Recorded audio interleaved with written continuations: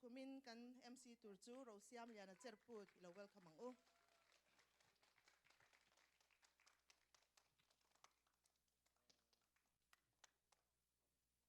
ama sain voinia mizo dAY mang tura local zong te Maryland MSC mingin chibai kan buk cheu ni tuna chuan national anthem no pang ho ne na train kan ngai thlang hemi zo hian ni puiten kan za dingin onang kan lal kan pathian ti kha kan vai dingin kan sa ngal don ne tuna no pang te lo so mila ti chuan kut beng ni lo lom phot te ang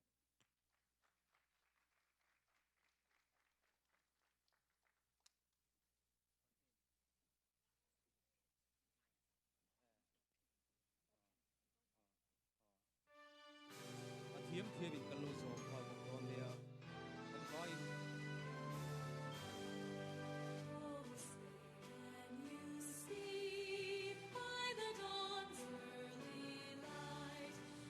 So proudly we hail at the twilight's last gleaming, whose broad stripes and bright stars through the perilous fight, o'er the ramparts we watch, were so gallantly streaming, and the rockets red glare, the bombs bursting in air, gave proof through the night that our flag was still there. Oh, sing us that star-spangled banner yet wave, for the land of the free and the home of the brave.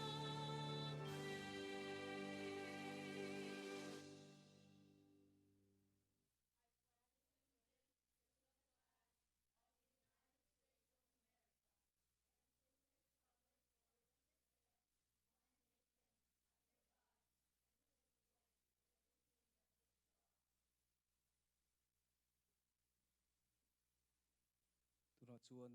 kan zai hruai tu tele hetilai stage ron ding chho tu kha ron chho se ron chho ula chuan in ni puite nen kan za dingin khongai ni puite lo ding ila thome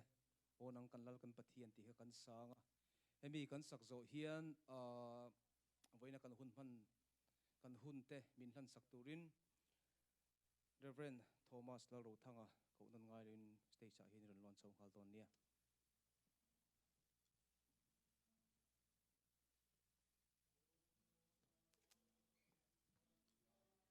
kan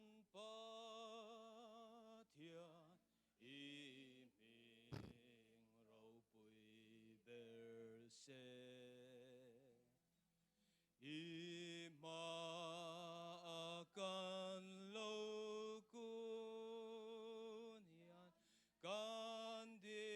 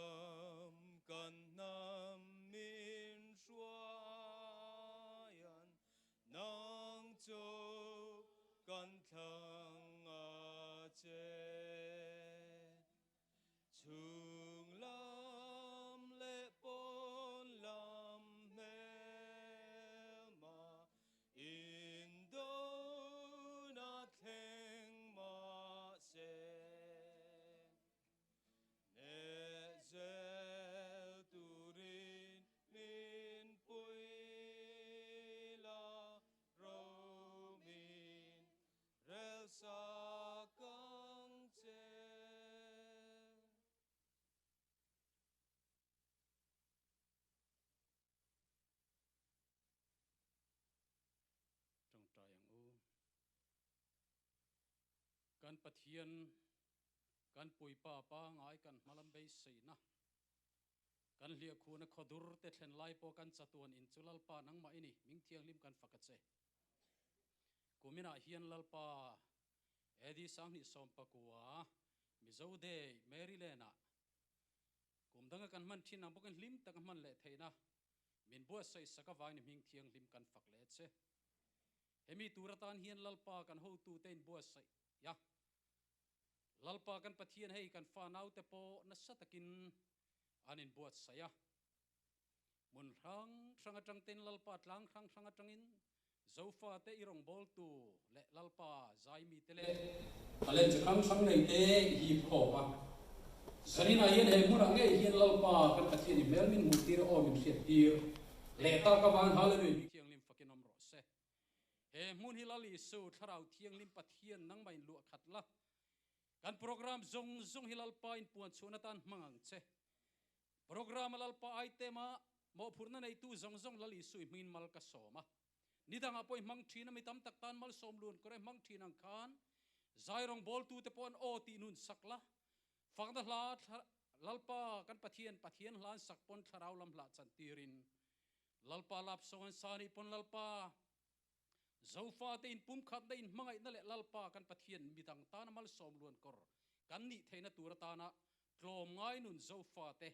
mi zo kan ni kan mel tha kan tu masang bok khovel pum huap zofa te in pum khat na ta na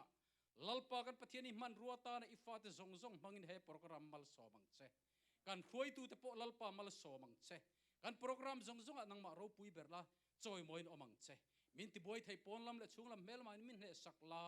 nang ma nge ni mel min mu tir o min thria tirang che lal i su mingin kan hun te ku ta kan hla ne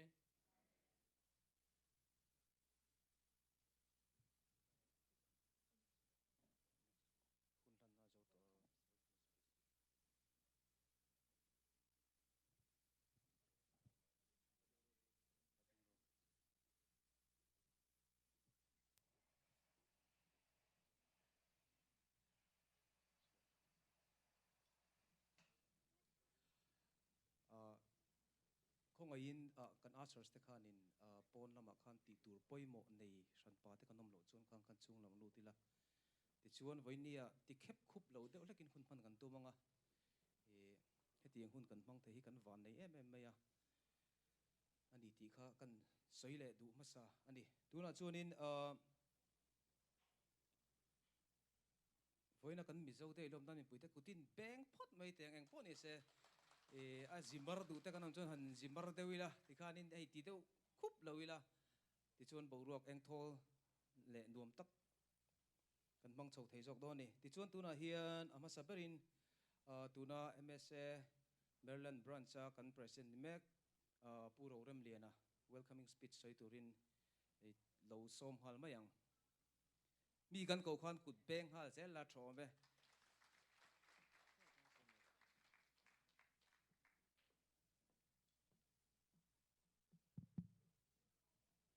not kan ei venan kara kat nu chia dei ya no lawa soi ngai to me neng chu thiam angin no ole kan chief guest zaum tak le guest of honor zaum tak te tin mikwal le tlo tu dom tak te state pona changa ronkal kan thian tha te ba ka MSA ka member pui mi pui zong te committee ayo in zawa in kalom lut chewa a chibai kabuk chewa ni mizo de hi lim tak le nuam taka mang turin du sakna ka hlana cheu hei pathian min hruaina zara mizo de a voice som thum pathum na kalo mang der tamaya min hruai tu kan pathian chu fakinom ro se amen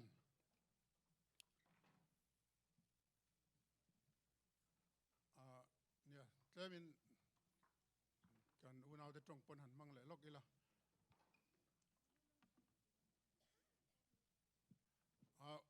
we warmly welcome you for everybody for coming to celebrate Mizo Day with us. Thank you so much for coming. And please enjoy and sit back and join the celebration. And God bless you. Hey, Mizo Day hi how tak zia te a boy thak zia te po ti zong in han chu tai la kan theu ome amaro chu he Mizo Day how tak zia how tak dak mai hi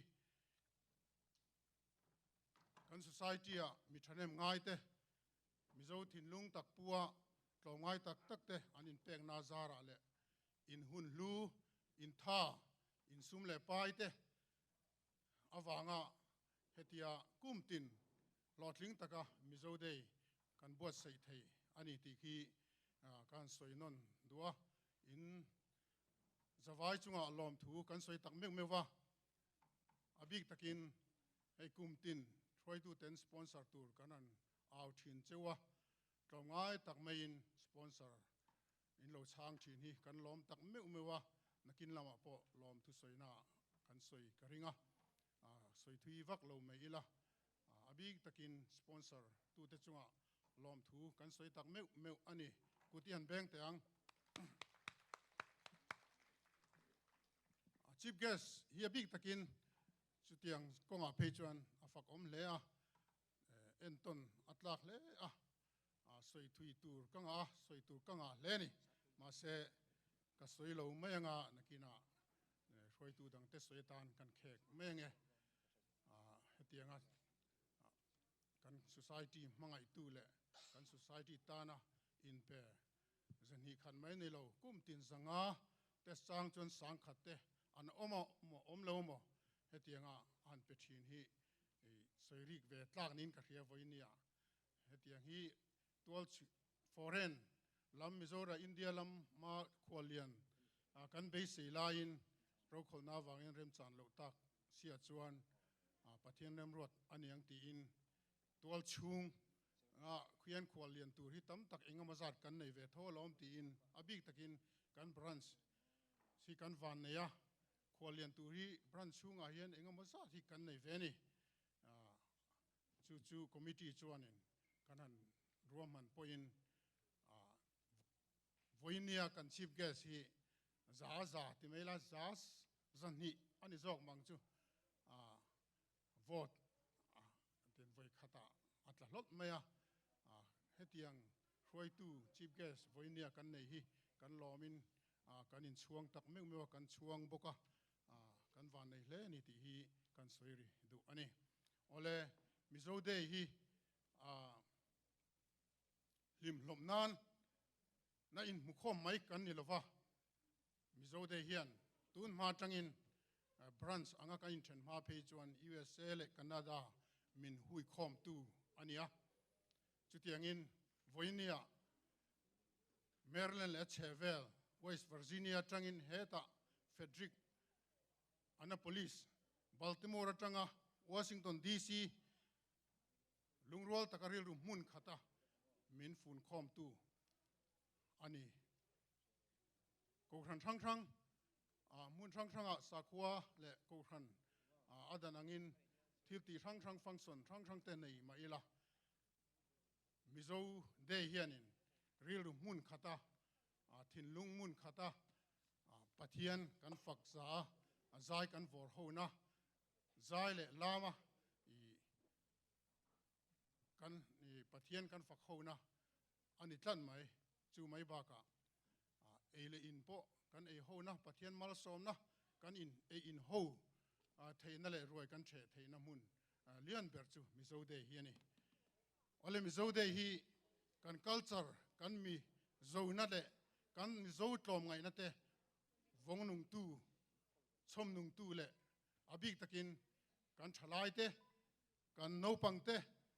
thang le thar zel te ta na kan zo nun moi chom angani nun chua puina na he Mizo Day hi man na poimo tak mai ania he Mizo Day hian kan thang le thar local zete ta na base ne nung tak a pe ni ti hi kan soi dua mizo dei lim taka mang turin le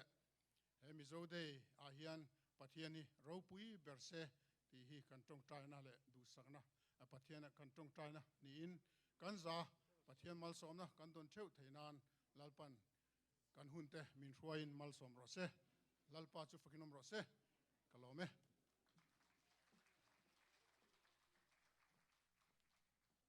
President pu ro rema kan lo me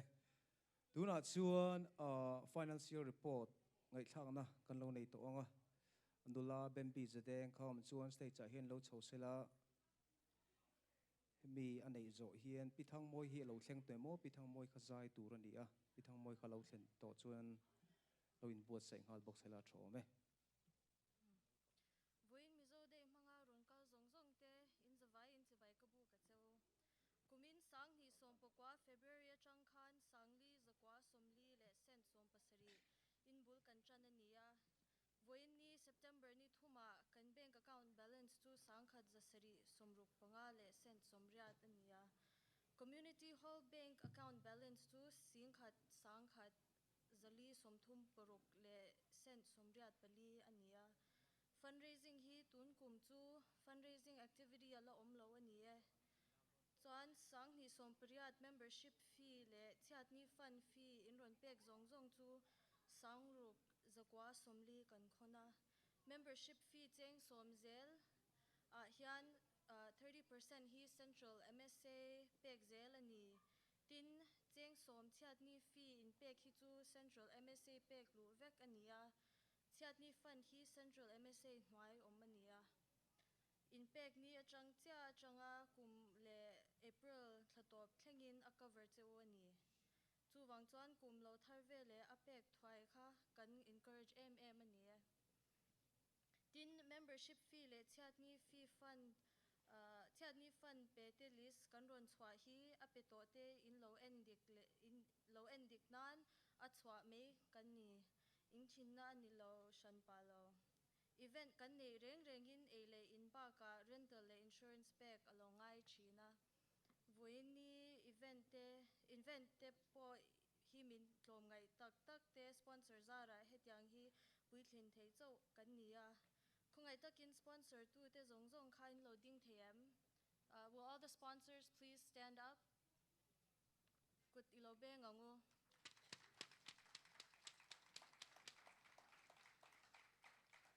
kha zong zong kha tun kum sang hi som pokwa report kan pek thei anie kan lo me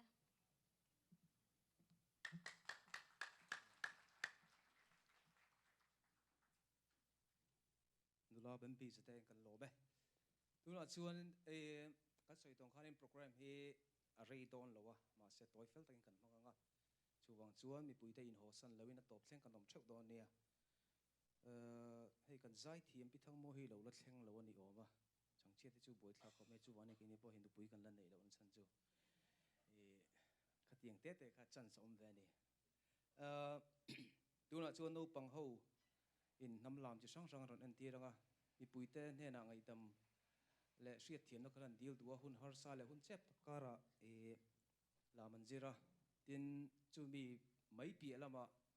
tlom ngai takin tlangwal andrew tlangwal de ngar to ani hi ani hian thei top chu in sum le pai le tha chi sang sang a senga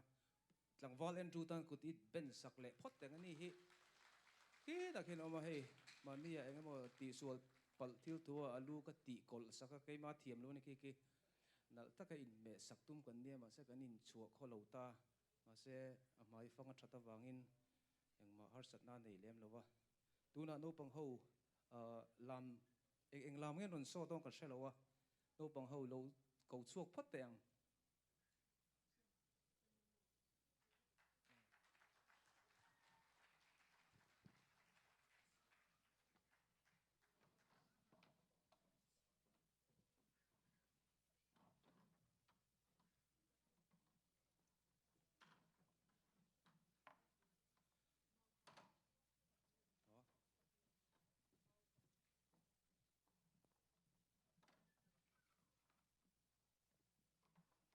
กัน MC บอกว่าฝัดตุหนากันทกบอกว่านี่ฮิตเฮียน